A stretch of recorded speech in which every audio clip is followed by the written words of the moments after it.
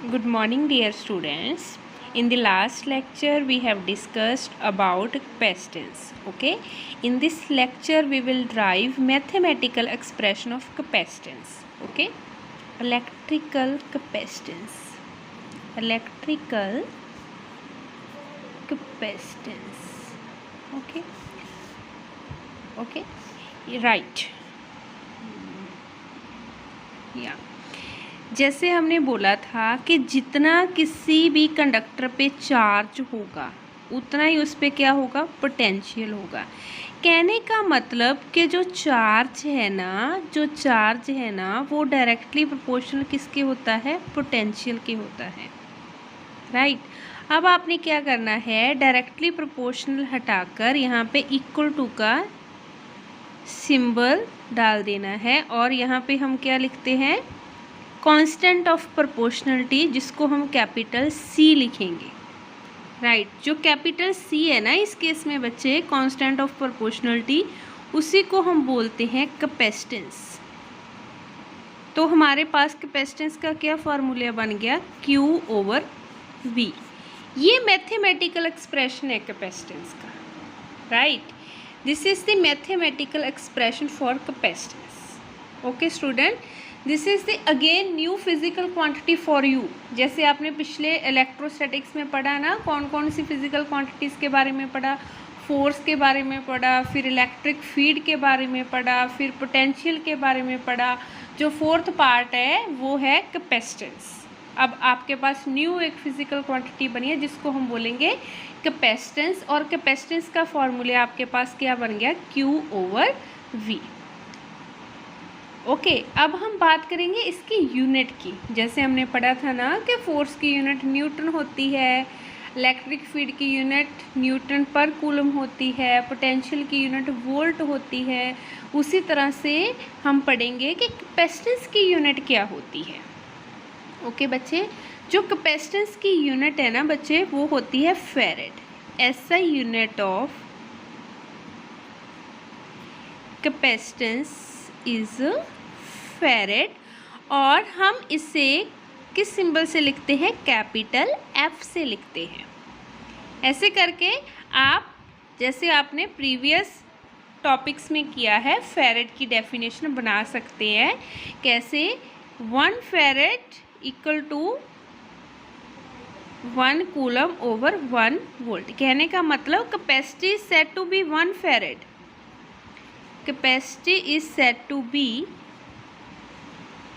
1 farad if 1 coulomb charge raises potential by 1 volt। Okay, ये आपके पास farad की definition बन जाएगी कि अगर Q की वैल्यू 1 कूलम है और पोटेंशियल भी आपके पास 1 वोल्ट है, तो उस केस में जो कैपेसिटी होगी ना वो 1 फैरेड होगी। तो आप बोल सकते हो कि capacity is said to be 1 farad if 1 coulomb charge raises potential by 1 volt. Okay बच्चे, ये तो आपने पढ़ लिया कि कैपेसिटेंस क्या होती है, उसका फॉर्मूला क्या होता है और उसकी यूनिट क्या होती है। लेकिन जो प्रैक्टिकल यूनिट है ना वो फैरेड से बहुत स्मॉलर होती है, वो आपको याद रख लेनी है। प्रैक्टिकल यूनिट इसकी क्या होती है, कैपेसिटेंस की, माइक्रो फैरेड हो सकती है। 1 माइक्रो फैरेड 10⁻⁶ फैरेड के इक्वल हो सकता है, या फिर नैनो फैरेड हो सकती है, 10⁻⁹ फैरेड होता है, या फिर पिको फैरेड हो सकती है, इसको आप 10⁻12 फैरेड लिखेंगे। राइट। पिको फैरेड को हम माइक्रो भी बोल सकते हैं, क्योंकि माइक्रो में 10⁻⁶ है, 2 टाइम्स हो जाएगा तो 10⁻12 बन जाएगा। तो इसलिए पिको को आप 1 माइक्रो फैरेड भी बोल सकते हो। राइट। एक तो आपको ये यूनिट कन्वर्जन याद रख लेना है। ओके।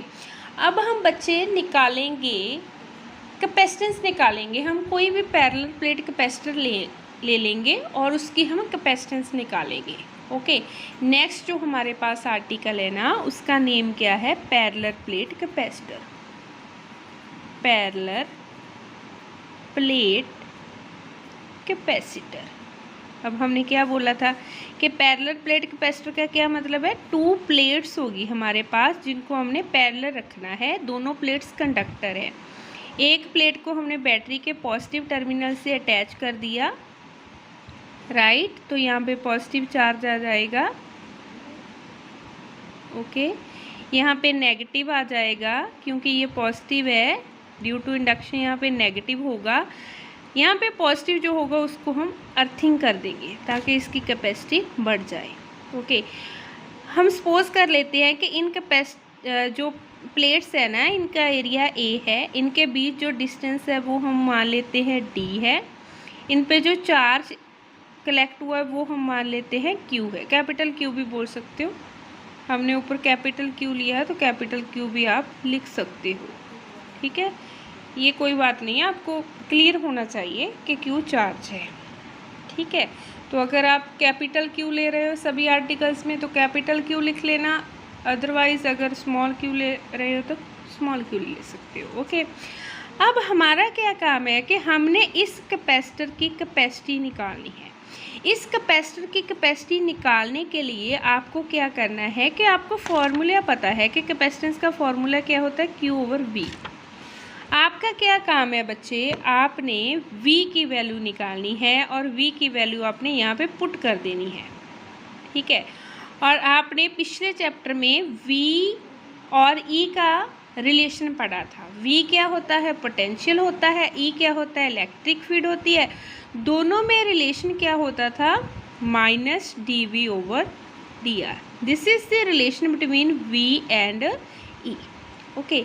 यहाँ पे हम मान लेते हैं जो पोटेंशियल है dV की जगह पे V है, जो डिस्टेंस है dr वो क्या है, d है। तो इस केस में जो V की वैल्यू होगी वो क्या होगी, ED होगी, राइट। अब E की वैल्यू आपने कल पढ़ी है, लास्ट लेक्चर में हमने डिस्कस किया था कि किसी भी कंडक्टर पे इलेक्ट्रिक फील्ड कितनी होती है, σ/ε0d।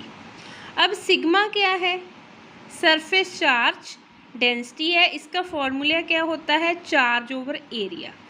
सिग्मा की जगह पे मैंने पुट कर दिया Q/A, ε0 ऐसे लिखिए, d ऐसे लिखिए। ये जो वैल्यू है ना V की, ये आपने क्वेश्चन नंबर 1 में पुट कर देनी है। तो हमारे पास जो कैपेसिटेंस आएगी वो क्या आएगी, Q, V की जगह पे Q, D, ये ऊपर चला जाएगा ε0A, राइट। Q के साथ क्या हो जाएगा, कट हो जाएगा। तो पैरेलल प्लेट कैपेसिटर की जो कैपेसिटी है आपके पास कितनी आ जाएगी, ये आ जाएगी। This is the expression for capacity of parallel plate capacitor, okay बच्चे। You have to learn this expression for the numerical problems, okay. Derivation भी हमने कर ली है, डेरिवेशन भी आपको क्लियर होनी चाहिए कि ये कैसे आता है। इजी है बहुत ज़्यादा, कैपेसिटर का फॉर्मूला लगाना है, उसमें आपने V की वैल्यू निकालनी है। V की वैल्यू निकालने के लिए आपने E का जो एक्सप्रेशन है उसको सॉल्व कर लेना है, फिर E की वैल्यू आपने कर देनी है, फिर सरफेस चार्ज डेंसिटी पे आपने वैल्यू पुट करके Q के साथ कैंसिल हो जाएगा। तो ऐसे करके आप कैपेसिटी निकाल सकते हो। लेकिन मेरी बात ध्यान से सुनो, ये कैपेसिटी तब है जब प्लेट्स के बीच जो एरिया है ना वहाँ पे वैक्यूम है, तभी हम ε0 लिखते थे ना। ऐसे ही हमने कूलम फोर्स में किया था। ε0 क्या होता है, permittivity of free space, free space है। लेकिन अगर कोई मीडियम हो यहाँ पे, फिर उस केस में क्या होगा ना, अगर मीडियम हो, C मीडियम में लिख देती हूँ, C0 का मतलब है फ्री स्पेस है। अगर मीडियम लिखती हूँ तो यहाँ पे ε0 नहीं आएगा, यहाँ पे क्या आएगा, फिर क्या आएगा, एप्सिलॉन आएगा। एप्सिलॉन क्या है, electrical permittivity of medium AD। और आपने क्या पढ़ा था, स्टार्टिंग ऑफ दिस चैप्टर क्या पढ़ा था कि जो E/E0 होता है किसके इक्वल होता है, डाइलेक्ट्रिक कांस्टेंट के इक्वल होता है। उससे एप्सिलॉन की वैल्यू क्या आएगी, ε0K। ये वाली वैल्यू आप यहाँ पे पुट कीजिए तो आपके पास जो C मीडियम है ना वो क्या आ जाएगा, ε0K A/D आ जाएगा, राइट। अब देखो epsilon not a over D, epsilon not a over D किसके इक्वल है, सी नॉट के। तो जो सी मीडियम है वो क्या आ जाएगा, के सी नॉट। कहने का मतलब कैपेसिटी जो होगी बढ़ जाएगी कितने टाइम्स, जितना उसका डाइलेक्ट्रिक कांस्टेंट है। Okay okay students,